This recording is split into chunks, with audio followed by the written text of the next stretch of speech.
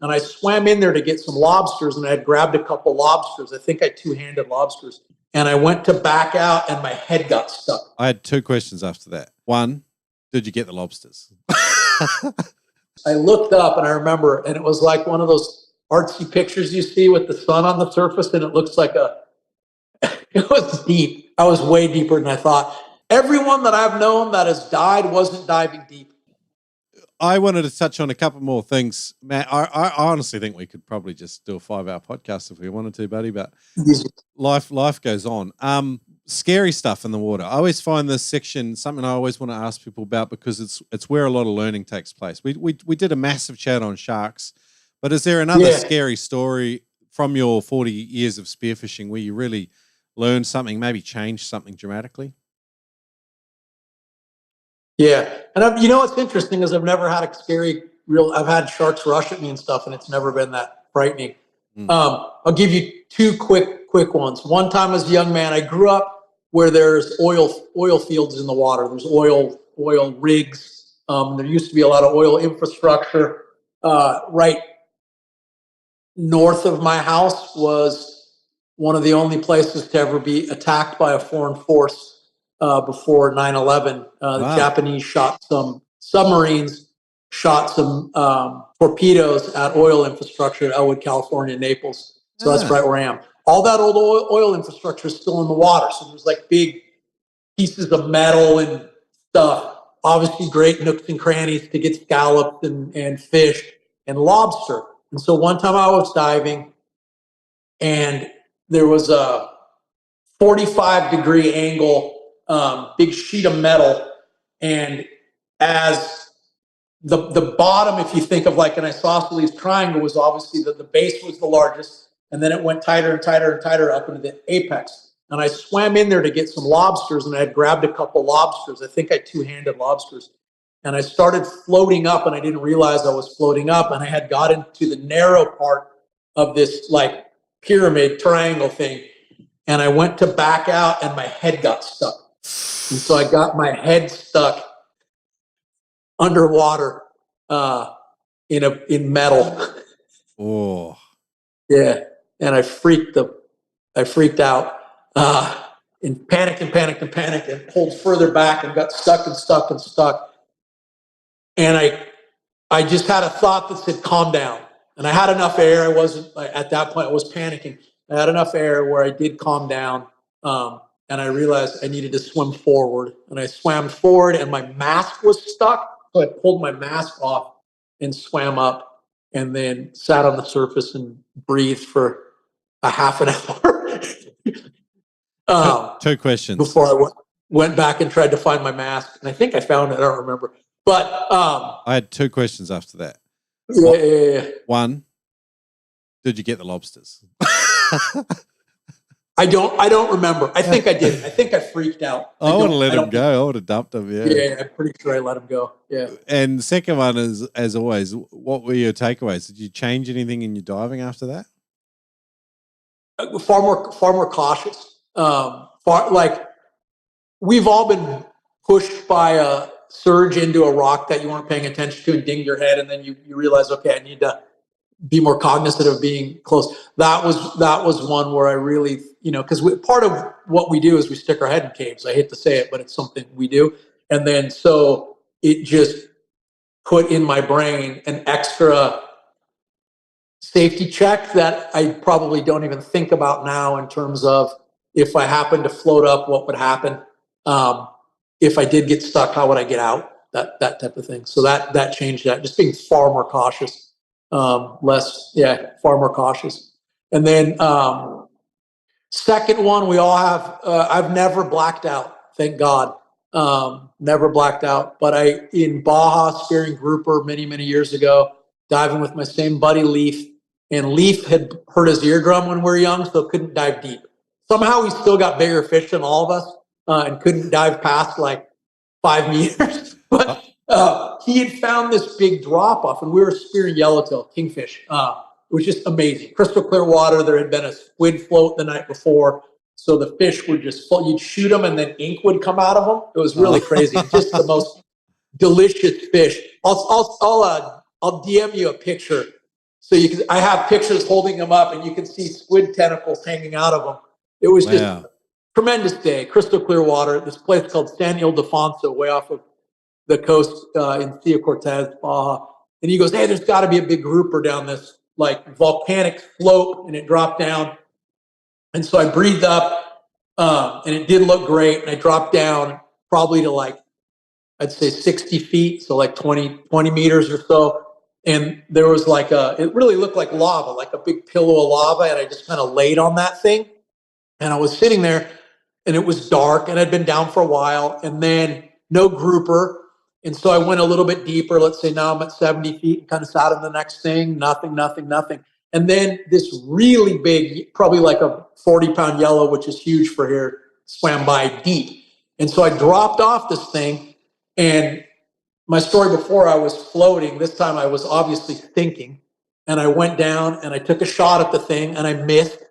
And in those days, we would use cable because we were shooting grouper, and there's volcanic rock. And I saw my shaft land. I'm like, crap.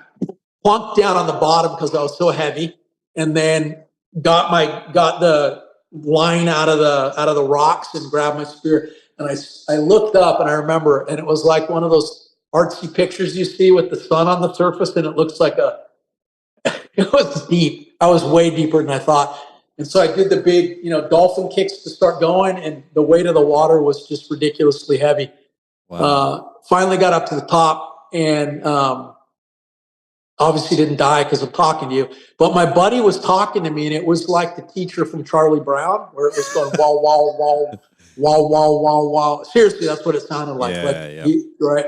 And he was looking at me, and I didn't somber or anything, but I was just almost there. And then so hypoxic. I realized what had happened, and I just sat in the ponga, the boat, the rest of that day, and just drank water, and that changed everything. Like once that happens, I was probably 20, 22 and 24 and invincible, and doing just dumb stuff and holding my breath for a long time, and not thinking about what ifs, and a little bit more mortality sunk into me that day, and just changed everything with how I dove.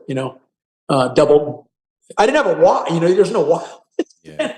So I'm glad you're still here with us, Matt. And that wisdom, yeah. I hope it seeps into others that are listening. There are Spearos. Let me. Can I? Because I want to be. If that is a message. Everyone that I've known that has died wasn't diving deep. Really. I want to make sure, because I told a story of diving real deep and staying down too long and stuff like that. Been doing this for a long time, and about one or two people that on your periphery die every year. Legitimately die every year from completely preventable deaths. And it's I talk about ego. It's ego driven, and it's often not somebody diving super, super deep, although it can be. It's often someone that just isn't aware of how the mechanics work, and doesn't have enough oxygen in their bloodstream, and isn't recovering long enough, and all those types of things. So if all the stuff we talked about in economics, and if you get one thing out of this, nobody should die from shallow water blackout. They just shouldn't. You can do double on the top. Meaning, if I'm down for a minute and I recover for 2 minutes, it's pretty darn hard to black out that way and dive with a buddy. And there's great classes, and Ted Hardy and everything else. My one message, I hope that sticks with everyone. I hope everyone has fun listening to this. But preventable deaths, let's not do that anymore. Yeah, 100%. It's a good message. Yeah. I think another thing I think about when you talk about that is like the most at-risk group of Spearos. It's not necessarily a gender skew, because more and more women are doing it now, and they seem to have the similar sort of personality types as the men who do it. It's a level of competence. Do you know of a woman who's died of spearfishing? I know of a few women that have had blackouts and they've been rescued. Okay. So it is it is happening, and it's becoming more and more prevalent, just as more and more women are starting to. It's an interesting point. And you said the personality type is generally, which I think about the very astute women spearfishers I know are generally type A driven folks. they become competent at spearfishing and confident, and then they're at a risk where most spearos are not very risk averse, and we think that we have an understanding of what our capabilities are, and we like to push it a little bit, and you need mechanisms in place to mitigate that risk. A buddy at the surface, doubling or tripling your surface interval. These are really actionable ones. Yeah, love it. Drinking water. I mean, there's a bunch. I think both of us would advocate, take a friggin' course. Yeah. I didn't take a course. There wasn't a course. I took a course when my son started getting into it, and it was stuff that I practiced. But I grew up hyperventilating. Oh, you want to hold your breath longer? Well, that Carlos Isles book that you talked about, he did it too. It's a beautiful book, but he's teaching. Yeah. He communicates hyperventilation, and so many people have done it. And it doesn't mean you're not intelligent. It's just a bad way to dive. It's just what it was, right? And so now there's people who study this stuff. There's a scientific blueprint of how to hold your breath for a very long time safely, you know, and how to hunt safely and everything else. So you were getting on the idea that who's at risk, and it's those people who lack that mechanism, that lack the fear or lack a safety net of other people or training that makes up for poor decisions. Sorry to just interrupt your interjection, but like that big fish swims by, and that was funny because I told the proverbial story. I knew I should have gone up, but then you have a fish of your lifetime swim by. Most people, I'd say almost nobody, has the presence of mind. We all watch those videos on YouTube and Instagram with the guy that shoots the 100-kilo bluefin with a real gun. You know what's going to happen, but he took the shot anyways. You people that don't take the shot. I love all the keyboard warriors that get on there and say like, "You're a fucking idiot," and it's like, well, hold on a sec here. Maybe I'm proud of myself. I had the presence of mind to not shoot a large black marlin. For that, I aimed at the dang thing, and my two thoughts were probably won't land it. And we were in Baja, and we had you don't have much ice anyway. I'm like, this is just gonna rot. So I didn't shoot it. But